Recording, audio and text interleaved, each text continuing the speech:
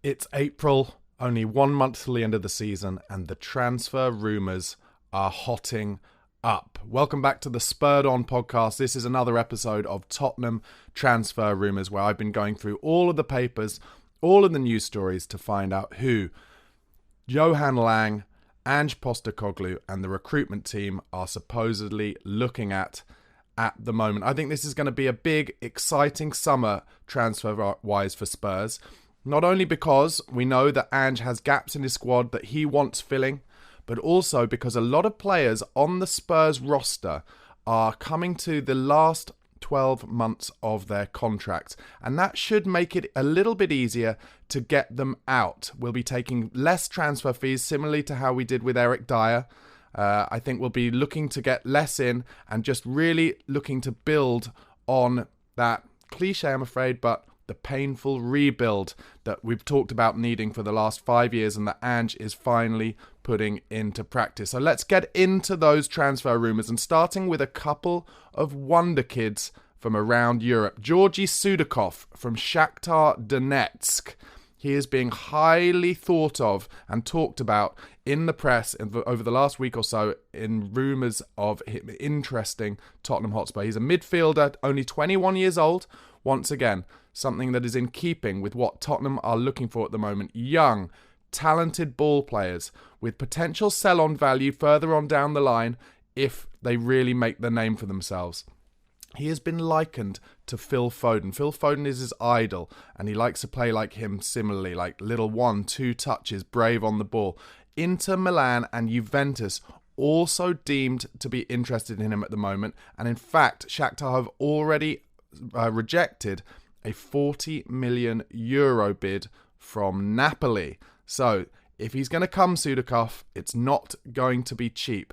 Rejecting €40 million for a 21-year-old at Shakhtar, that is brave from Donetsk. They clearly rate him incredibly highly. One problem I would say with any potential move for Georgiy Sudakov is that we do not get on well with Shakhtar Donetsk anymore after the Manor Solomon business. In fact, I think that is ongoing. Shakhtar Donetsk talking quite loudly in the press about how they think they should get a far heftier transfer fee for Manor Solomon, even though he was out of contract. But the reason he was out of contract is because those contracts were screwed up, were kind of torn up, in fact, because of the war in Ukraine, giving the players who had played in Ukraine the opportunity to go and find clubs elsewhere. So not a huge surprise that Daniel Levy found a way to get a player on the cheap who would otherwise have cost a lot more money. Anyway, back to Sudakov. Good set piece taker, likes to take his set pieces in towards the back post if they're attacking set pieces, flat and hard with pace. He's a composed finisher, loves a through ball, pinpoint through balls along the ground, really good and brave on the ball, got vision. He's incredibly comfortable taking the ball on the half turn, which, as I've mentioned so many times, is so vital to Ange Postecoglou's style of play. Very skillful player. Loves a diag as well. He's got 14 caps for Ukraine, and this season he's scored 3 goals and 1 assist for Shakhtar. So this looks like a really interesting young player, and as I said at the top, in keeping with what the recruitment team seem to be looking for. If you take Lucas Bergvall into account, young wonder kid, highly sought of by lots of other clubs, and Tottenham trying to beat them into those signings. So Georgiy Sudakov, I'm going to give this a kind of 6.5 out of 10. I don't think the Shakhtar Donetsk issue is going to help, but it looks like we're looking for the right flavour of players. Moving on, Bilal El Khannouss, Genk, Belgian League, 19 years old, another wonder kid. This player is being looked at by some of the biggest clubs in European football, Liverpool, Atletico Madrid, but also some in that kind of tier below. I mean, I'm going to say Bayer Leverkusen, they are interested, but maybe they put themselves in the top tier now that they've won the Bundesliga, beating Bayern Munich to that and not letting Harry Kane get the Bundesliga, which will have been the trophy that he thought he would definitely get having moved there. Also interested in El Khannouss is Leipzig, RB Leipzig, of course. He's had 12 caps for Morocco already at the age of 19 and 3 goals and 6 assists in the Belgian Jupiler League this season. He's a lovely passer, really languid runner. He can finish really well, very composed on the ball. Once again, another player Spurs looking at in attacking midfield who just loves getting on the ball, loves being brave, loves getting on the half turn, looking up, giving and going. There's a real pattern forming as to the players that Tottenham are trying to get in, and it's all in keeping with to dare is to do, pass and move. The push and run side, going back to Arthur Rowe's push and run side, 1951.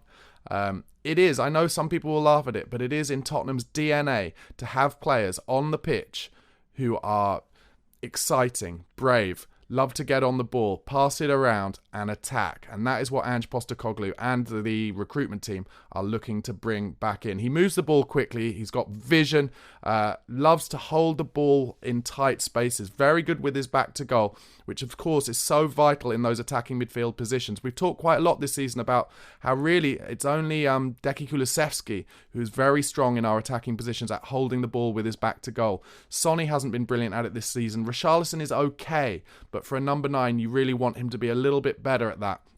Brennan Johnson isn't really a back-to-ball player. So to have more players in those attacking midfield options who can play with their back to goal, I think would really benefit us. As I mentioned earlier, loves to give and go. Wins lots of fouls, actually, El Khannouss.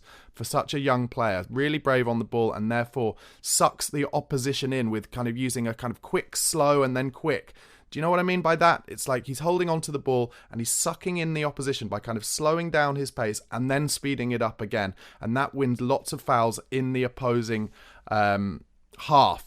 And that's good, of course, for then getting set pieces potentially into the box. Although big Ange Postecoglou, of course, as we've seen all season, he's less of a man who likes to get the set pieces into the box, more just likes to take them very quickly and try and catch out the opposition by taking those set pieces before they are ready. El Khannouss, very good, very comfortable with short and long range passes. And when he shoots, from what I've seen, likes to curl it, and he's got a very good shot on him. So this is another young player, as I mentioned, only 19 years old at Genk. I think this one is a little more potentially possible, other than the fact that obviously Liverpool and Atletico are sniffing around as well as the German clubs. But as I mentioned before, I'm not sure about the Sudakov one because of the Shakhtar Donetsk link, so I do wonder whether El Khannouss is a little more possible in terms of young wonder kids that we're looking to get through the door.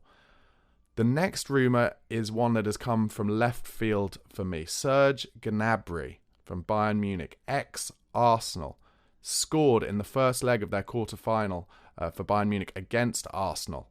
But he hasn't played that much for Munich this season. Only 9 appearances with 3 goals in the Bundesliga. He's had a few injuries, but Munich apparently willing to sell him this summer. I was surprised to hear that. Now, before I go into what I think my thoughts on Gnabry are and the chances of this transfer, I want to remind you of his loan spell at West Bromwich Albion. He was at Arsenal. He'd broken through, but then for some reason they sent him out on loan to West Brom, presumably because they wanted him to get more Premier League experience and get a bit of the hustle and bustle of the Premier League in his legs rather than kind of coming on from the substitute bench. He just downed tools. He did not play barely at all for West Bromwich Albion. Tony Pulis, who was manager, I believe, at the time, was very disappointed in him. Down tools. Arsenal never really forgave him for that and sent him away. And eventually he got to Bayern Munich, where he really found his potential and has been an amazing player. Obviously, he's played 45 times for Germany, scored 22 goals in 45 appearances. For a winger, that's unbelievable. But Serge Gnabry is now 28 years old. On Transfer Market, his transfer value is said to be between 45 million euros and 90 million euros. That shows how much talent he's got, but how disappointing he's been recently. Like I said, only 9 appearances in the Bundesliga this season. This transfer, to me, seems incredibly unlikely. It goes against what the recruitment team are looking to do in terms of age profile, and it's just too much of a risk in terms of his personality. There must be a reason why Munich are willing to let him go, and I don't think that is the kind of reason that Big Ange is going to take a risk on when it would cost us, probably a transfer record to get him through the door. If you look at the transfer record currently being Richarlison at £60 million, I think we'd have to pay somewhere around that for Serge Gnabry, and he'll be on huge wages, must be on at least 200 grand a week. That is just not one I see going through, but BBC reported it on their football gossip column, so somewhere someone has given a little steer that way. Some other little bits of transfer news. It's reported that Tottenham are keen to extend the loan of Timo Werner rather than pay that £15 million release clause, or sorry, not release clause, the agreed fee that they have with RB Leipzig. That's an interesting one for me. Obviously, a lot of fans have been saying, we shouldn't be signing Werner, he's not good enough. But if they can get him on another loan, then that would make more sense, wouldn't it? I think that's something as a squad player I would be willing to go for, that's for sure. Let me know in the comments what you think. And then the kind of same old rumours doing the rounds. Tosin from Fulham rumoured to be coming to us. Morgan Gibbs-White from Nottingham Forest. That is a rumour I like. We're supposedly kind of leading the list of clubs interested in him this summer. And of course, they have been deducted points for financial issues. So, again, not a surprise that Daniel Levy is sniffing around the clubs who have been struggling with financial issues. And Keenan Gisbury-Hall from Leicester, who I've talked about before. That is another rumour that is still going. Finally, there is talk that Marcus Edwards, Mini Messi, the player we had in our academy, who Pochettino described as the Mini Messi, but also said that he had discipline problems. He went off to Portugal, didn't he? He's now at Sporting Lisbon. He's done really well there over the last 18 months, 2 years or so, and apparently Liverpool are interested in him. We did have a sell-on clause on Marcus Edwards, but rumours were that maybe that was kind of bought out by us when we got Pedro Porro from Sporting Lisbon. So keep your eyes open on that one. Marcus Edwards to Liverpool could be interesting. It would be really fun to see him back in the Premier League, actually starting in the Premier League, and see if he can make the most of that undoubted talent that he has. Let me know in the comments what you thought of those transfer rumours today. Please do press like and subscribe on the video. And if you're watching on YouTube, go across to the podcast platform, Spotify or Apple Podcasts. Give me a follow or subscribe there, and vice versa. If you're listening on the podcast, please do come across to YouTube. It's youtube.com/@BarnabySlater_. Give me a subscribe. And also you can become a Spurred On Pro member on YouTube or Patreon member, only £1 a month. All the details in the description box. Come on, you Spurs.